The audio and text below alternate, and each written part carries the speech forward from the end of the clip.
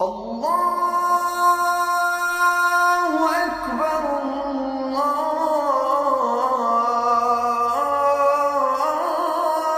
الله أكبر أشهد أن لا إله إلا الله.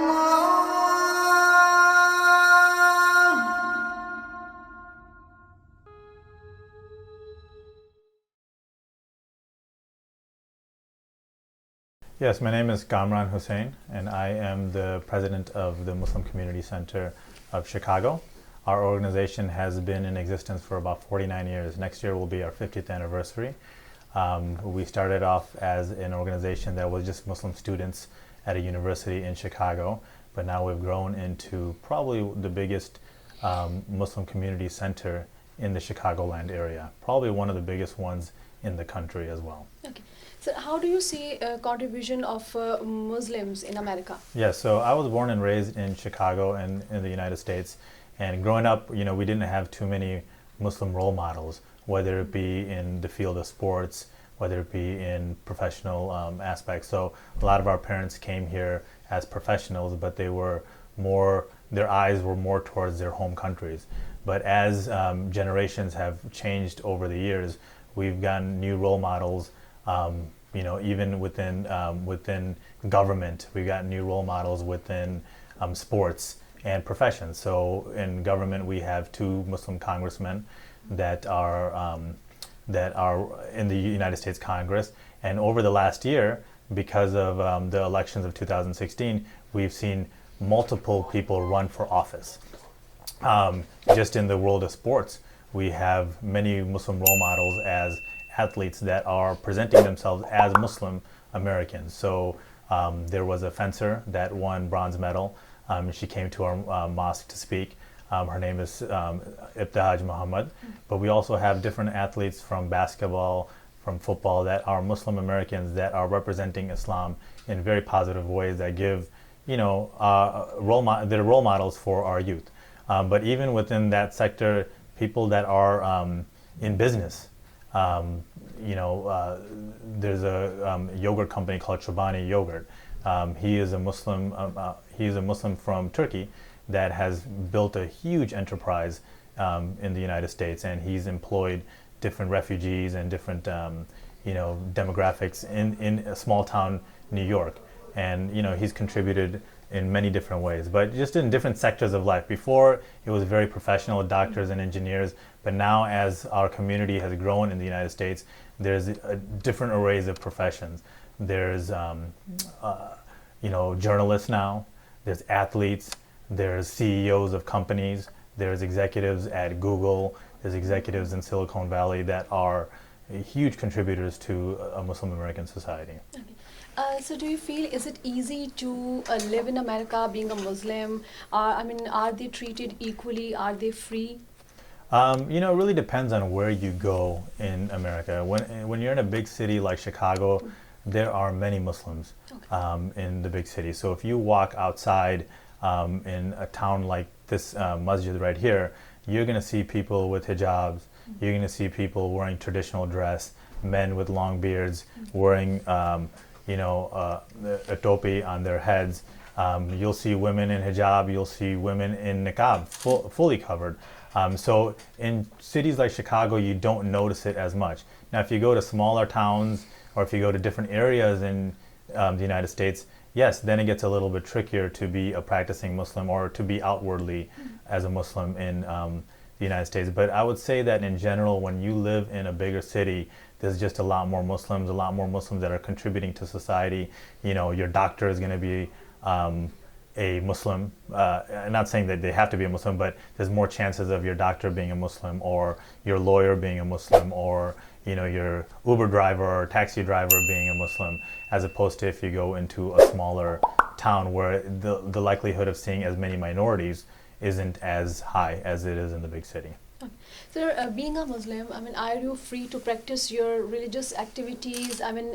Do you feel American society is tolerant enough to accept your values, your tradition, your religious activities? Yes, I personally feel that it is. But like I said, you get into situations where if a community wants to build a masjid or a mosque in certain areas, you might get a little bit of pressure against doing that. But usually through legal systems and going through the legal channels, usually you are able to attain your rights to practice where you want to. So even when this masjid was built 16, 17 years ago, there was a little bit of a resistance from the local community. But as the years have changed and our relationship with the local government has changed and become very positive, getting things done in this neighborhood is a lot easier. So, but if you go to other places in the country, they get a lot of resistance. But usually if you go through legal channels, you will be able to practice your religion freely. Okay. So you see, to run a mosque, it has this, there's so many expenses. You have to, see all this. So how do you manage all these expenses and to manage to run your system? Yes, so just like with any other organization, we have people in our organization that are very generous with their time and their money. So in our masjid, we have employees that work for the masjid, but we also have plenty of volunteers. Okay. But on top of that, our membership is based of about 1,600 people, and there are very generous people. Some people can give a lot, some people don't, can't afford to give enough. But just from our organization, we're able to run our daily operations with donations from the community. Obviously, we'd like to be more efficient, but just for example, we have zakat. We give donations out to other organizations and to actual people that need it. Muslims have to give zakat, 2.5% of their wealth, to people that are in need. And over like a 12-month time period, we are able to give over $300,000 to actual people that are in need.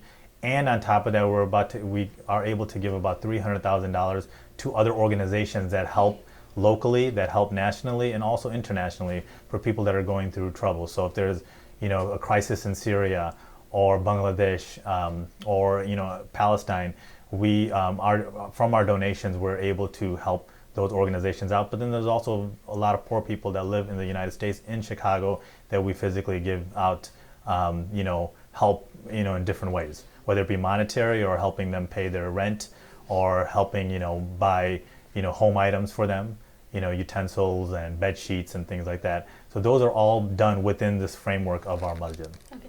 So what about Ramadan? I mean, they're coming. So Yes. Any special arrangement or any special celebration you're going to Yeah, so Ramadan is a beautiful time in our masjid because this is the time where a lot of people come to our masjid every day. We have one center here and another center in a little bit more in the city. And every day there's probably over 1,000 people that come at both of our locations. Usually they come for iftar, to eat, to break fast, but then they also stay for our nightly prayers. Our nightly prayers start at 10 o'clock and they end at midnight. So, even though it's during school time and during work time, there's about 500-600 people that come every day to both of our mosques. And so this is the time where we actually are able to kind of show off our masjid to everyone, because many of the people that come to our masjid during Ramadan, they don't come regularly. They maybe just come on Fridays. But here for 30 days straight, they're coming every single day. So this is a time where we kind of show off our masjid, not in a bragging sense, but this is where we have to put our best face forward and, make sure that our accommodations are well for people. But, there's a lot of challenges there. We have to be nice to our neighbors. We're leaving the masjid at midnight, and there's a lot of our neighbors that are not Muslim. So, we have to make sure we're courteous, we're clean, and just, in general, even though it's tough fasting all day, and, we pray at night, and then we wake up really early to, start our fast again. Most people are very patient this time. It's kind of like in the United States when it's Christmas time.